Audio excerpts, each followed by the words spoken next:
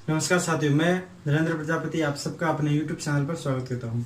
दोस्तों, आज हम राजस्थान के अपवाह तंत्र के बारे में पढ़ेंगे। तो अपवाह तंत्र के बारे में पढ़ने से पहले हम सबसे पहले ये जानते हैं कि अपवाह तंत्र कहते किसको है। तो दोस्तों, निश्चित वाहिकाओं के माध्यम से हो रहे जल प्रवाह को हम अपवाह कहते हैं तथा जो वाहिकाओं का जाल होता है उसे हम सम्मिलित रूप से अपवाह तंत्र कहते हैं। तो ये हमारी परिभाषा हो गई कि अपवाह तंत्र किसे कहते हैं। और जब कोई नदी बहती है तो वह अपने साथ जिस स्थान का जल ग्रहण करती है, जिस स्थान के जल को लेकर प्रवाहित होती है, उसे हम उस नदी का जल ग्रहण क्षेत्र कहते हैं। तो दोस्तों, ये परिभाषा हो गई जल ग्रहण क्षेत्र की। तो हमने अपवाह तंत्र तथा जल ग्रहण क्षेत्र के बारे में देख लिया। अब हम देखते हैं जल विभाजक किसे कहते हैं।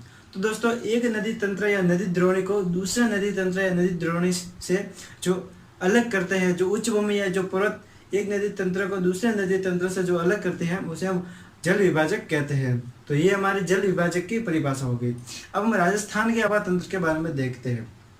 तो दोस्तों, राजस्थान के जो अपवाह तंत्र की नदियां हैं वह लगभग सभी नदियां एक आध को छोड़कर सभी नदियां मौसमी नदियां हैं तथा जब बरसात होती है तो उनमें जल की प्राप्ति होती है तथा जब बरसात नहीं होती तो उसमें जल नहीं आता तथा वह सूख जाती है।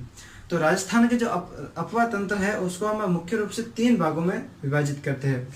एक अपवाह तंत्र जो राजस्थान के पश्चिमी भाग में होता है, जो अरावली पर्वतमाला के पश्चिम में है, जिसे हम अरब सागरीय अपवाह तंत्र कहते हैं, जहाँ की नदियाँ अरब सागर में गिरती है तथा अरब सागरीय अपवाह तंत्र का वह नदियाँ भाग है।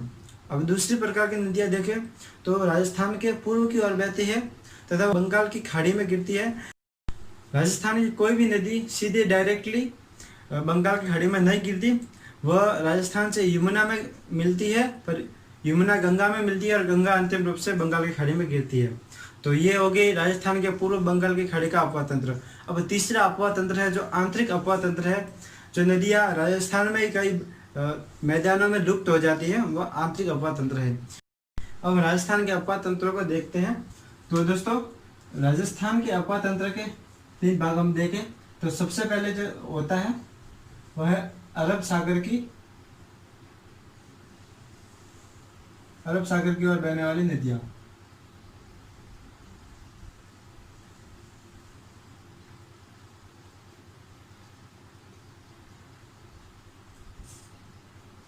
अरब सागर की ओर बहने वाली नदियां और दूसरी है बंगाल की खाड़ी की ओर बहने वाली नदियां।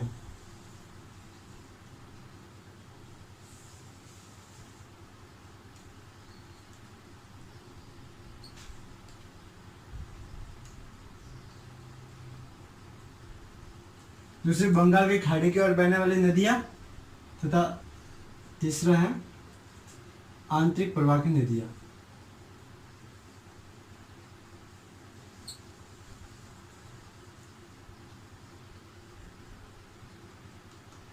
दोस्तों, तो ये राजस्थान के अपवाह तंत्र के 3 भाग हैं, जिसमें तीनों भागों को अलग अलग तरीके से पढ़ेंगे।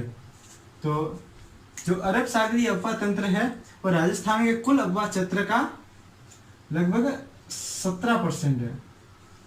राजस्थान में कुल अपवाह क्षेत्र का लगभग 17% अरब सागरीय अपवाह तंत्र है तथा 23% बंगाल की खाड़ी का और 60% आंतरिक प्रवाह की नदियां हैं।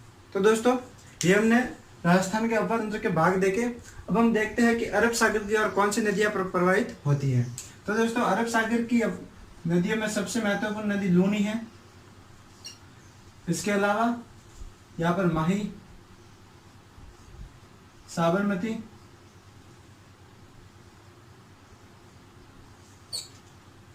और पश्चिमी बनास,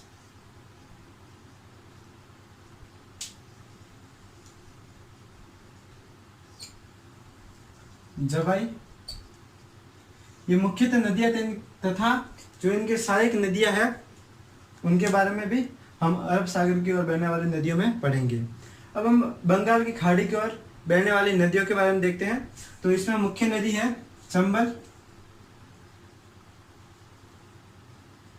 चंबल और इसमें है बेड़च, कोठारी, गंभीरी, इसके अलावा बनास, खारी तथा बाणगंगा।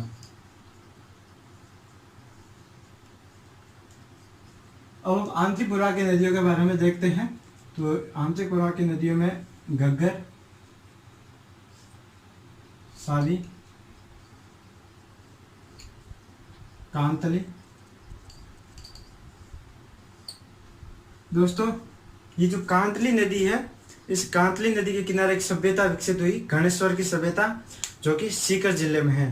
तो गणेश्वर की सभ्यता कांतली नदी के किनारे विकसित हुई।